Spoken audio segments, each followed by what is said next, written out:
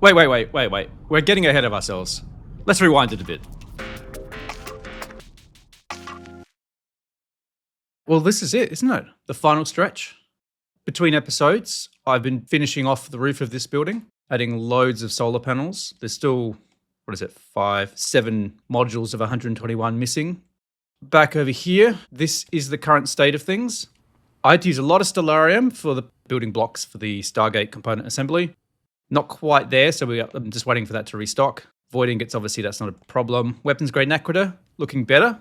Americium and neutronium looking pretty good as well. So let's talk about weapons grade naquita. This is what we're left with in terms of construction. So the Stargate component assembly, that's pretty complicated. I'll probably encode that shortly and then get that crafting because that'll take a while to build. Let's talk Stargate. We have to build one of these classic Stargate base blocks, 9 of these chevron blocks, 14 of the ring blocks, the dial home device, the DHD, and a basic interface. Starting with the classic Stargate base block, we've got things like the runic pathway engraved platings. They're not too bad. Most of the ingredients are pretty straightforward. Computation supermatrix we'll come back to, but there's 48 Stargate rods and 56 buckets of liquid nequadria. And they're the 2 things that are probably of most concern. The chevron blocks, and we're going to need 9 of these. There's 56 Stargate rods in each, also 56 buckets of liquid nequadria. Next up, we have the ring blocks. So we're going to need 14 of these.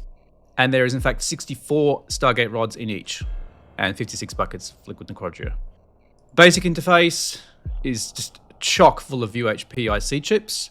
Not too bad. I mean, they'll take a while to build, but they're not going to put too much of a strain on our resources, I don't think.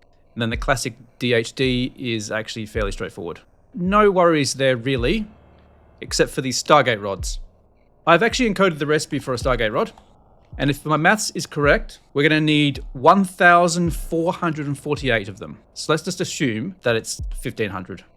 This is what we need to have. Obviously, void ingots, that's not a problem. They're on passive. We'll build them in batches and then that will catch up pretty quickly. Liquid neutronium, we're short by about 6,000, which is obviously not great. This is the interesting one. We're going to need 94,000 weapons grade naquita ingots. So, in order to build all of the parts for the Stargate, that number needs to reach 94,000, give or take. So we are quite a long way off. That's gone up by 200 in the last hour. That's going to... Yeah, I don't even want to do the maths on that. Too scary. Weapons grade naquita is my biggest problem at the moment.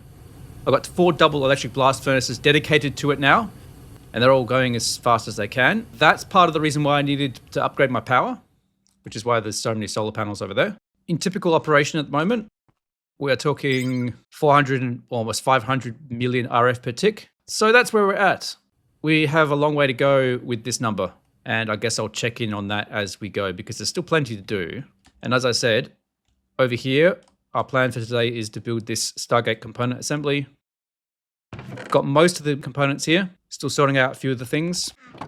The coil blocks in the JEI, it says that they're copper nickel. I've been told they need to be titanium. I've seen other people build it with copper nickel, so I'm a bit confused. I might test that in a creative world or something. I had already built all the copper nickel. Hopefully it's that and not the titanium because it requires 567 of them. So they weren't too hard to build as copper nickel, obviously, but titanium is a different story. The other thing that's slowing us down at the moment is we need 770 of these structurally integral stellarium casings. That requires a lot of stellarium, and I've only got 671 built. So we need another 106 or something like that. Let's see if I can do that now. Not quite, just shy on that.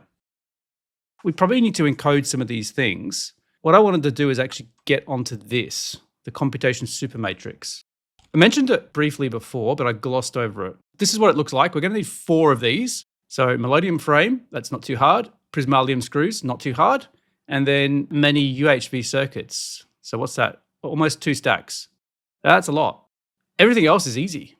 I might encode this recipe and then to see if we actually even have the capability to build that many UHV circuits. We need this times 4. Yeah, 7. Yeah, sure. Yeah, that's going to be the right number. 7 times 16, apparently. Pop it into here. Let's try building 4 of those. We're short on polybenzimidazole, but that's fine. That's passive. Niobium, titanium, and enriched naquita. Okay, yeah, that's passive as well. Okay. So I think we'll just build them one at a time. Weapons grade Naquit is going to take so long anyway. I've been busily creating some more of these electric blast furnaces. So we've got another 4 doubles here, and they are just flat out. Okay, let's make a plan. So what we'll do is we'll build the Stargate component assembly. We'll get that monster machine built. And then what I might do is just go through and start ticking off some of these easier ones, like the dial home device. And then maybe the base block, because we only need 1 of those. That requires those 4 computation things. Okay, we'll see how that works out. And then we'll just start chipping away at these. I think this episode is going to be full of a lot of waiting, mostly by me, not by you guys. I was chatting with some people on my Discord. I came to the sort of conclusion that based on how much it ramps up to get the Stargate, it really feels like it's not UHV, it's more like UEV or UIV. And that would kind of make sense because each of those is like a 4 times multiplier. This feels like it's probably 16 times more complicated than UHV. If we divided the amount of weapons grade Naquita we need by 16, that brings it down to be more manageable. We'd almost be there right now. And I feel like the amount of work I've put into it feels about right. What I would have preferred is if it was requiring complex machinery and stuff like that, like those builds over here are pretty straightforward. Once they're built, it's just an input output, easy. But anyway, that's just how it is. So yeah, hurry up and wait. Okay, well, we should probably encode this recipe and get this crafting. So let's have a look. What have we got? Let's check the numbers. So that number's wrong. We need 4 circuits. UV field generator, 2 of those, 8 of those. Okay, looks like everything is there. Do we have all the liquids as well? We don't have liquid prismalium, and we do have PCB coolant, so that's all right. So we just need to encode that recipe as well. All right, let's request that. Stargate component assembly. Now, hopefully everything is there. Oh, we're short on polybenzimidazole. Got that passived over here. Is it just not keeping up? Oh, okay. Something's broken again. Oh, okay. So we're out of that ingredient. What's going wrong here? We don't have any nitration mixture. So nitration mixture should be in this thing here, which is empty. Why is this not making nitration mixture? Nitric acid and sulfuric acid, and there's no nitric acid. So why don't we have any nitric acid? We've got nitrogen dioxide, we've got water, and we've got oxygen gas. I'm guessing that this is just gotten confused. Yep. I don't know why that happens. Sometimes these machines that are limited with like an emitter and a machine controller, especially in this area of the base, will just be switched off. Maybe it happens when I'm exiting the game or something. We should be making some nitration mixture now, which we are. And if we go back upstairs, come back over here, and the polybenzimidazole should start being made. Yeah, there we go. So anyway, we need to let that replenish. Of all the things we're going to be running short on, I didn't think it was going to be polybenzimidazole. It's a little bit annoying because we will have to wait quite a while for this to replenish to allow this to continue. I guess I'll just wait for that to finish and then I'll come back. All right, well, that's finished, which means we have all the components to make this Stargate component assembly. So let's get to it. So it's a pretty big build. It's going to take up this entire area. Hopefully I get this right. It's going to be difficult to debug otherwise. Let's have a look at the shape of this thing. So this is what we're looking at. There's a lot of parts, but it actually, if you break it down into components, then it would become a bit easier. So we'll start by laying out a bit of a base, and then I'll create each of these 6 modules here. Maybe then build up the middle section, create these connectors, and then just do the same thing on the top. I find that the easiest way to build these structures is to learn how one section works and then build that, rather than trying to sort of 3D print it level by level, even though that's how it sort of delivers it to you. I find that that's just too confusing. So that's the strategy I've used in a lot of these different builds over here. Let's get to it. Start off with some of these structurally integral stellarium casings, then put some fusion coil blocks in the middle, and then we repeat that 3 more times.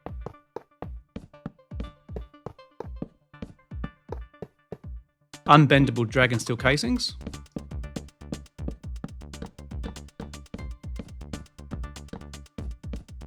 Fusion machine casings.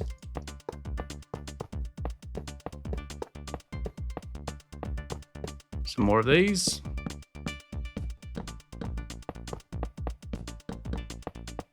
Some more of these unbendable dragon steel casings. And that brings us to the middle. A ring of these fusion machine casings. And then fusion coil blocks in the middle. Reinforced melodium casings. And then fusion machine casings in the middle. And there we go. That is the first layer finished. In each of these 6 modules here, we're going to need to place a 3x3 cube of copper nickel coil blocks.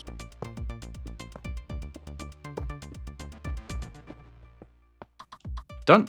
Then we top these with fusion coil blocks. And then just fill in structurally integral stellarium casings. And now we need to place some annoying blocks in the middle. So we'll use some scaffolding to help us place those. There we go. That is the basic structure. So we just repeat that another 5 times. Placing these blocks that are not actually connected orthogonally with the other blocks is very time consuming and tedious. Much prefer the stuff that's all connected. So now we'll build up the central area, bit of a shape like this, and then place the controller block. The next bit is these reinforced melodium casings in a cross pattern, then a single fusion machine casing, and then some more of these crosses. Like that. We just need to repeat that another 5 times.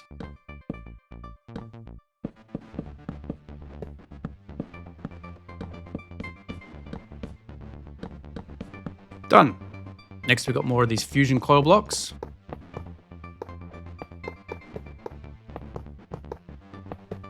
And now we need to build up these modules just like we did here. We need more of these copper nickel coil blocks in a 3x3 cube. Now we need some more of these stellarium blocks.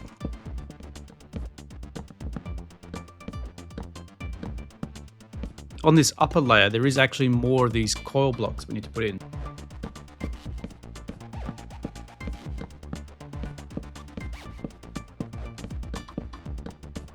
Next, we should build up the middle section here. Then we've got some more fusion coil blocks. And then we can build these in.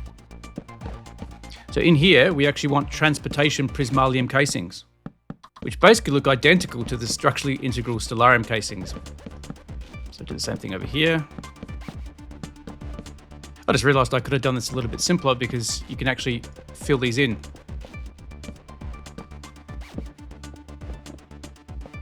Fill these in like this. Another cube of these guys. And do the same thing on the other side. Fusion coil blocks on the inside of these. Transportation prismalium casings on the middle one here and on the other side. Now we want to create some more of these connectors between these 2 things.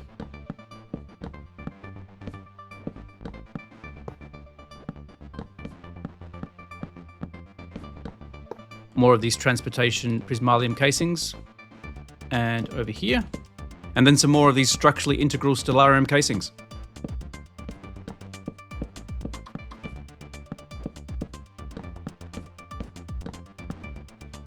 And with that, I think we're done. Next, we need some hatches. So I'll put them around the back over here because the only place you can place them is on the transportation prismalium casings. You could put them on the top or on the side. And I think on the side over here would be the way to go.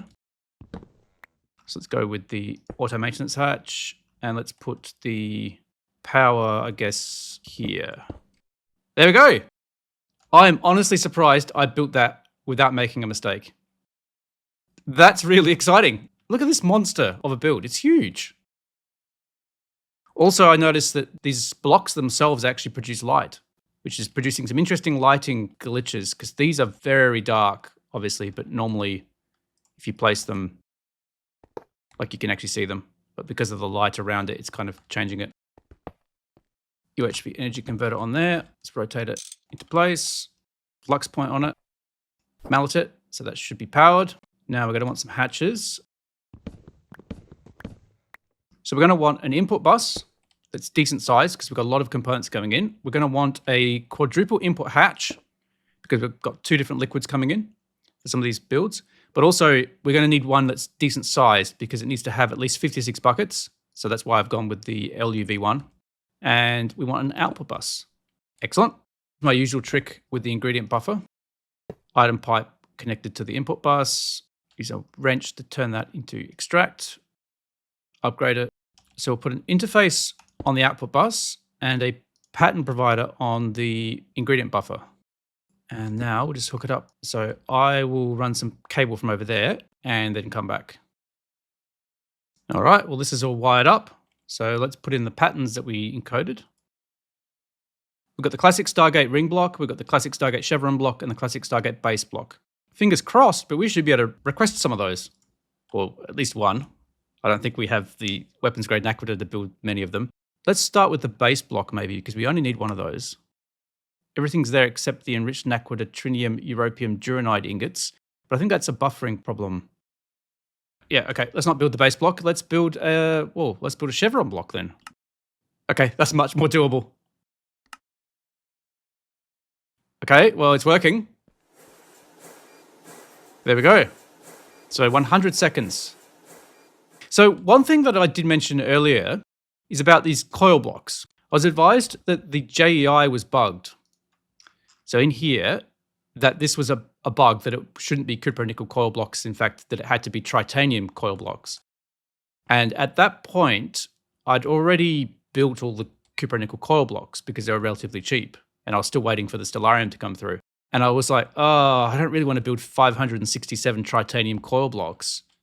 So I thought, well, maybe I'll just try it with cupronickel. So in a creative testing world, built the machine using the terminal and using the cupronickel coil blocks, and it worked. I'm not sure if that's a problem in a different version, but in this beta version that I'm running, coil blocks seem to be doing the job. I mean, it makes sense if these were tritanium, because this is supposed to be the most advanced machine in this mod pack at this point. There's nothing after this. So it would make sense if this was the best coil we could get. But for me, it's working with cupronickel coils. Oh, there we go. Look at that. We should probably tidy up some quests at this point. So I don't know if these are going to tick off, but I did actually... Oh, okay, it's because I need more. I need 9 of them. I think all we have left is the waiting for enough weapons grade Naquita and all that to finish everything. So now it's going to be a case of me just slowly requesting the items that we need. While I was waiting, this arrived, and I'm not sure what it's for, but I'm sure it will come up later. I guess we'll see. And this is the current state of things. We have all of the chevron blocks, we have the base block, and we have 7 out of the 14 Stargate ring blocks. To make things go a bit quicker, what I've done is actually changed slightly how I do some of these weapons grade Naquita electric blast furnaces. These are the ones I set up originally. So these are running at UEV power. They take 50 seconds to produce 1 ingot. So I built them in blocks of 2, so 1 every 25 seconds. But it's about 15 million EU per tick to produce those 2. But I realized that the way overclocking works, it multiplies the power by 4, but the productivity by only 2. So having that be the fastest it can possibly go is actually the most power inefficient. Since I'm in a situation where adding more solar panels is actually very difficult, I don't have access to the more compact solar panels that are available in the later updates. I only have these ones that can do 100,000 RF per tick. And I would need to spam so many more to actually support any more of these. So these are only running at UHV power. So as you can see, it's only 1.8 million EU per tick. It takes 101 seconds, which is twice the time as that one. By building 4 of them, this is effectively doing 1 every 25 seconds as well, but only using a quarter of the power, I think. Maybe half the power. No, half. Anyway, it's less. So by having a lower tech solution in terms of the power tier that takes slightly longer, I can actually have more of them. So each of these modules here produces a weapons grade Naquita ingot every 25 seconds.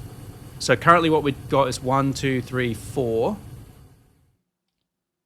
This one is 5, 6, 7, 8. And then I've upgraded these ones here, so 9, 10, 11, 12. So I'm basically getting 12 weapons grade Naquita every 25 seconds. So 1 every 2.5 seconds, give or take. And that actually reflects over here. So if watch this, on average, this should go up every 2 seconds. So obviously it depends on how things are being processed, but that's been not too bad. That's how I've managed to sort of catch up on the weapons grade Nakoda situation. All the way through the game thus far, it's always been better to just build the fastest machine, which is the most power intensive. But now that I've sort of hit the end game and there's a cap on how much power I can generate just in physical capacity, I had to be a bit smarter. Yeah, basically the only thing we can really do now is just wait. Just wait a bit longer. Maybe sit and watch the grass grow.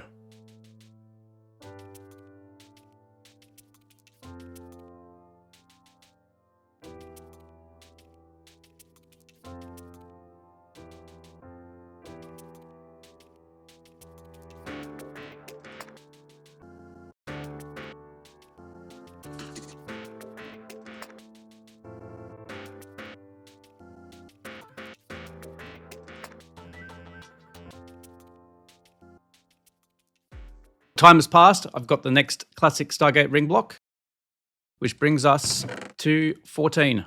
So we now have everything we need to build the Stargate. Let's grab everything so I can complete the quest. There we go. Done. Awesome. First things first, we can put the dial home device right there. It looks like a good place for it. It's almost like I designed this area purposely. To build the Stargate, we start with the base block. So that goes down the bottom. 2 chevrons either side. And then the ring blocks. Chevron on each side. Then we go up 2 blocks. Then another chevron. And go across like this. And then another chevron. Those 2. And a chevron in the middle. So kind of like a, what is that, 7x7 square with the corners just pushed in a little bit. And to activate it, assuming that I've got it right, you right click on this block here. Look at that. There we go. Stargate. Anyway, let's keep going.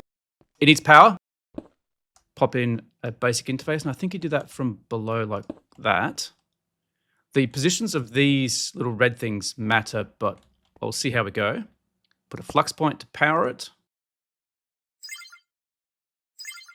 And that has power. I guess all that's left is to activate it. We're going to need coordinates because this dial home device requires you to enter the numbers. So the way you get that is here. 26, 6, 14, 31, 11, and 29.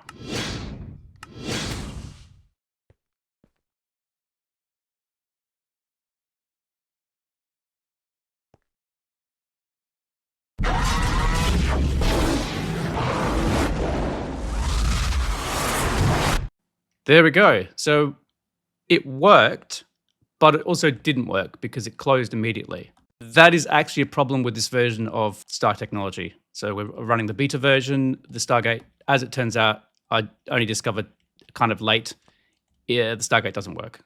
Oh, actually, I haven't been this close to it. I didn't notice all the different runes. I didn't realize there was like a creeper rune there as well. That's pretty cool. As of the release of this video, it has been 1 year that I've been playing this. So I want some kind of payoff. I'm sure you all do as well. So I'm not going to let this be the end. So I'm going to have to look into ways of making this work. All right, well, I spent a bit of time trying to figure out what we can do about the Stargate. And then I remembered this delivery that had arrived. So it might be time to unbox it. So let's see what's inside.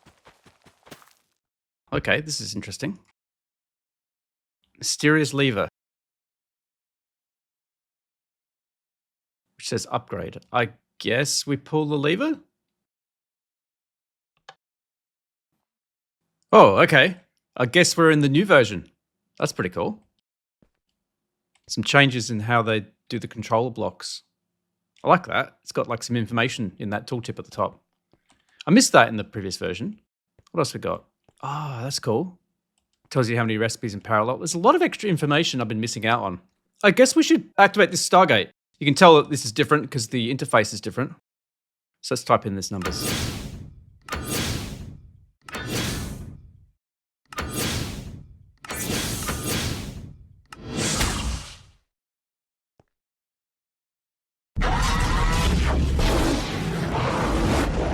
Well, there we go. It's working. I guess there's nothing else to do but to just go through. So, let's do it. And we have arrived. It's a much fancier looking dial home device here. And now that's closed. Okay, that's good. Let's get out of this dark. Oh, this is cool.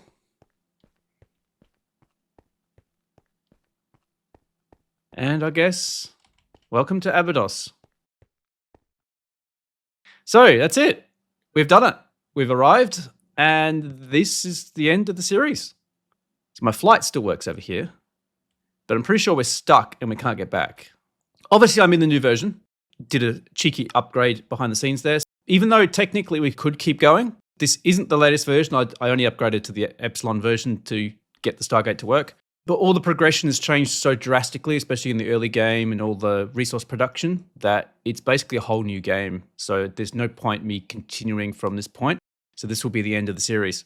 It doesn't mean I won't come back to Stark Technology in the future. I think I will have to revisit it because there's lots of cool stuff, especially the way the whole resource gathering works is a bit different. There's some void miners and things like that, which I've not used. But anyway, thanks for everyone that's joined me on the journey so far. If you were here from the very start, from episode 1, which, as I said earlier, was a year ago, thank you very much. It's been an amazing journey. Those who have joined me only recently, then maybe you could go back through some of the older episodes and catch up on how we got here. But that's up to you, I guess. I will be starting a new series sometime soon. For those who are in my Discord, I've talked a little bit about what that's going to be. Maybe I'll leave it as a bit of a teaser, so maybe an incentive to join the Discord and have a chat about it. What else is there to say? I just want to thank all the developers of Star Technology. It's been an amazing modpack to play through. I've enjoyed it thoroughly. If you haven't played it thus far, you've just been watching the series, definitely get onto it. Just be aware that I've been playing the beta version, so there are quite a lot of differences, as I mentioned. Thanks for watching, and I'll see you in the next series. Cheers.